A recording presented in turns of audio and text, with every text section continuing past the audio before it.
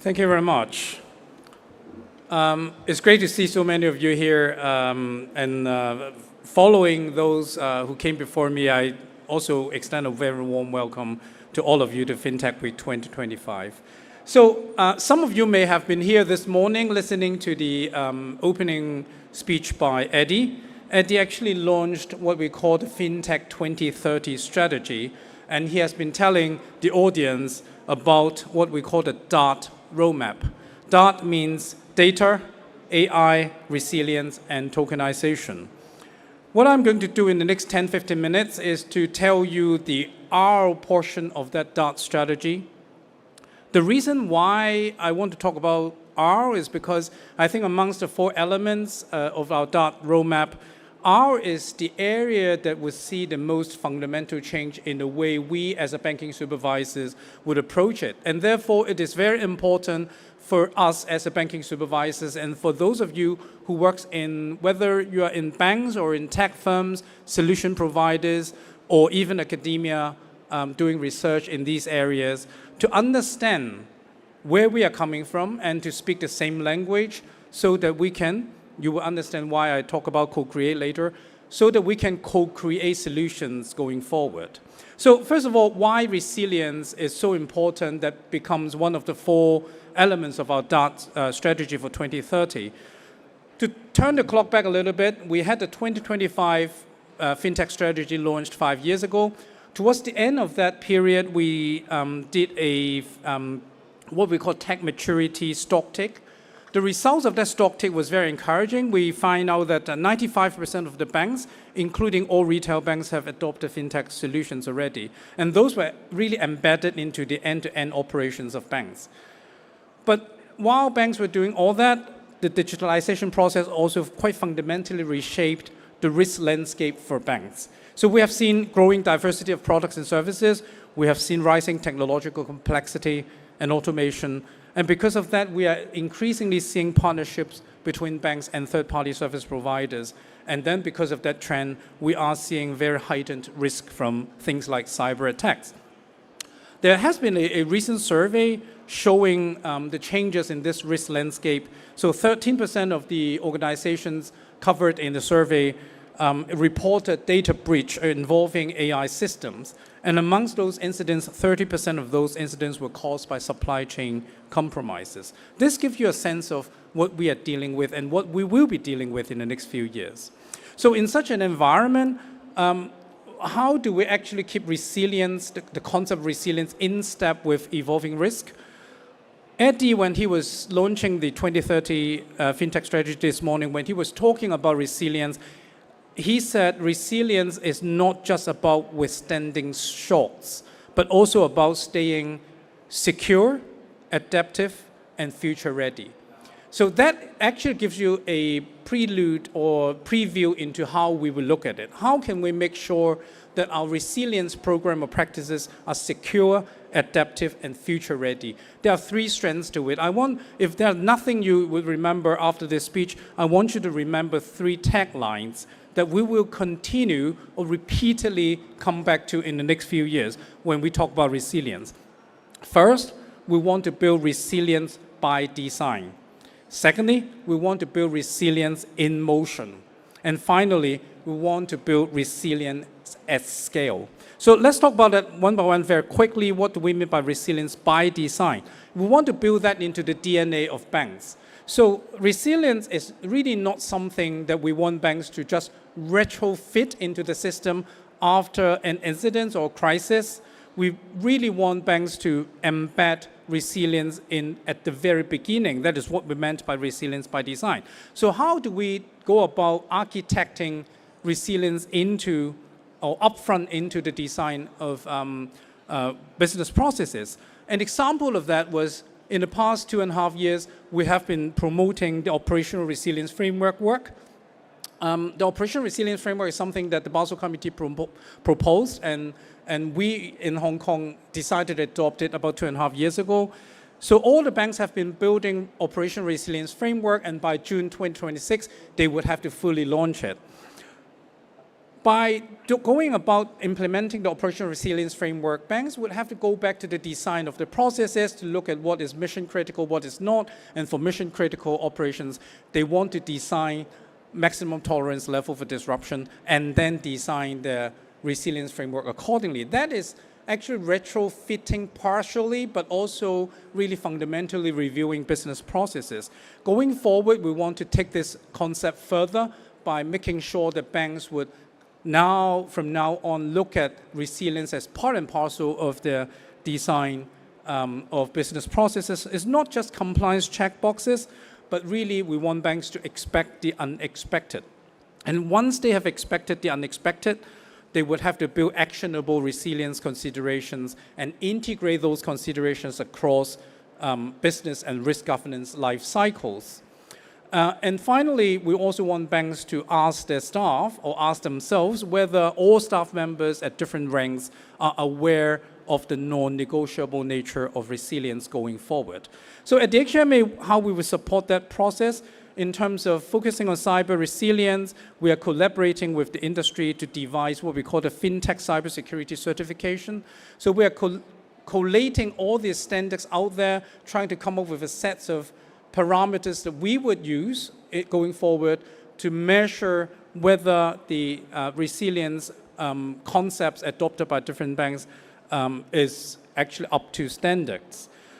In terms of operational resilience, we are also going to provide targeted guidance that are commensurate with banks' stage of progress. So we are going to issue a circular later on this month on how banks can manage and remediate common vulnerabilities. We will also publish a cloud practice guide, providing enhanced guidance and good practices to help banks to embark on a safe and resilient cloud adoption journey. So that is really our efforts to help banks to build resilience into the design of their ongoing processes and risk management practices. The second element that we will continue to use is resilience in motion. What we mean by that is resilience is really an adaptation process that banks need to continue to enhance on an ongoing basis. So banks have to switch from a traditional compliance-driven concept of resilience to a more intelligence-focused mindset. So resilience is no longer a destination, but a continuous state of readiness. And the adaptive evolution is about building the capacity of sensing the environment and then adapting accordingly. The critical questions there that banks and tech firms helping banks to do that, they need to ask themselves is not really are we ready, but really how swiftly can a bank adapt to a changing environment of resilience landscape. So the next frontier, we believe, in order to build that process is resilience intelligence. How can banks better perceive, sense, learn, and respond to changing environment with agility? What's our expectation of that? We want banks to embrace the philosophy of resilience intelligence into their processes of expediting adaptation. So we are seeing banks expanding beyond technology, doing holistic mapping of people, facilities, data flows, intra-group services, critical third-party service providers, so that they can actually commingle all that into an agilely adjusting the focus based on intelligence that they collect in terms of resilience challenges. We also want banks to establish proactive discipline, so to institutionalize intelligence-led testing and regular scenario testing in addition to the existing predominant sort of focus on post-incident reviews so that they can drive actionable improvement on a very ongoing basis.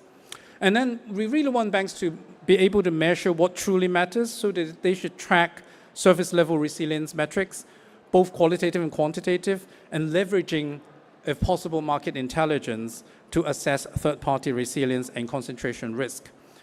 At the HMA, we are also doing something to help the industry, to support the industry in these efforts. So we are collaborating with the University of Science and Technology to develop an AI model to derive real-time cyber threat index.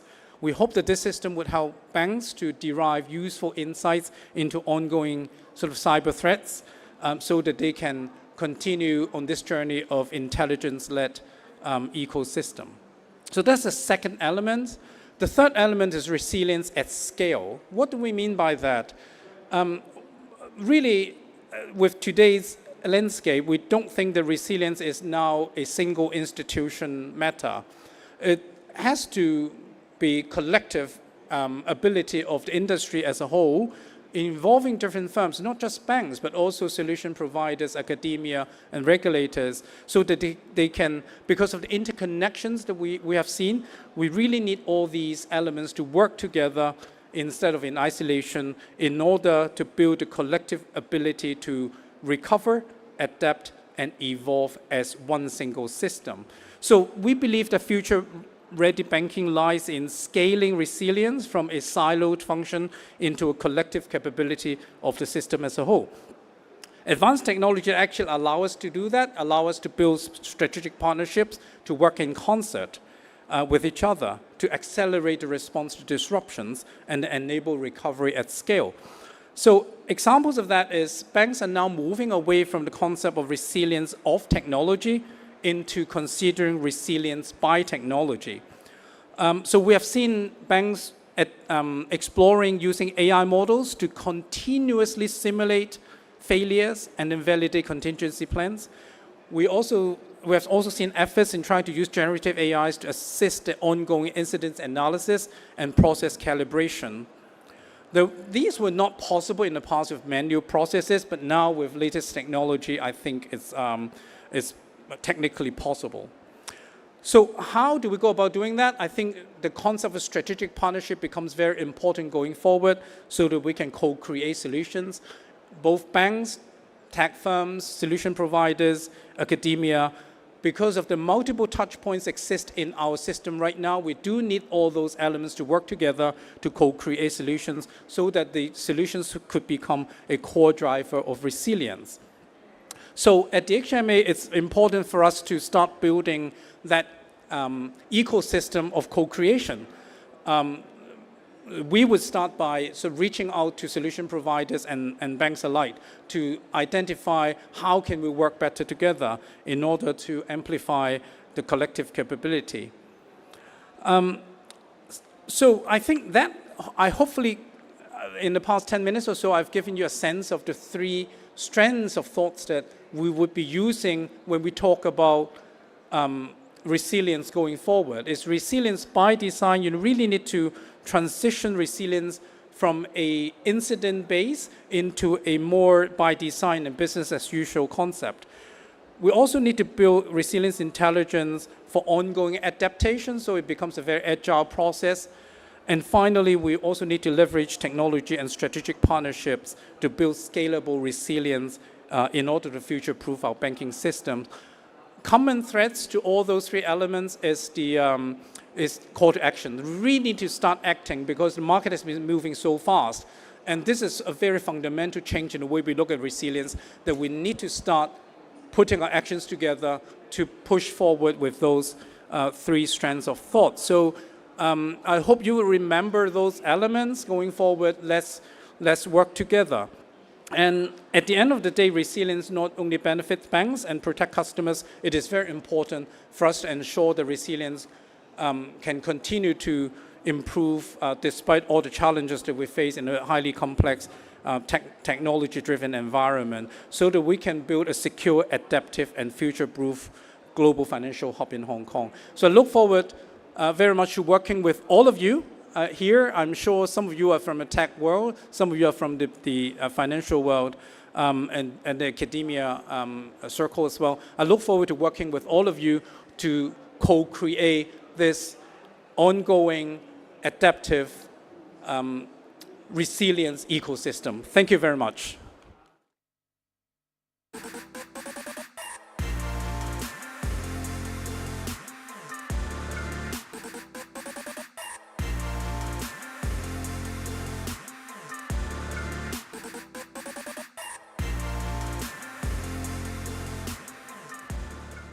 Ladies and gentlemen, we're going to continue with a very exciting fireside chat. But before that, I'm going to repeat myself. If you haven't chatted to Samantha, say hello to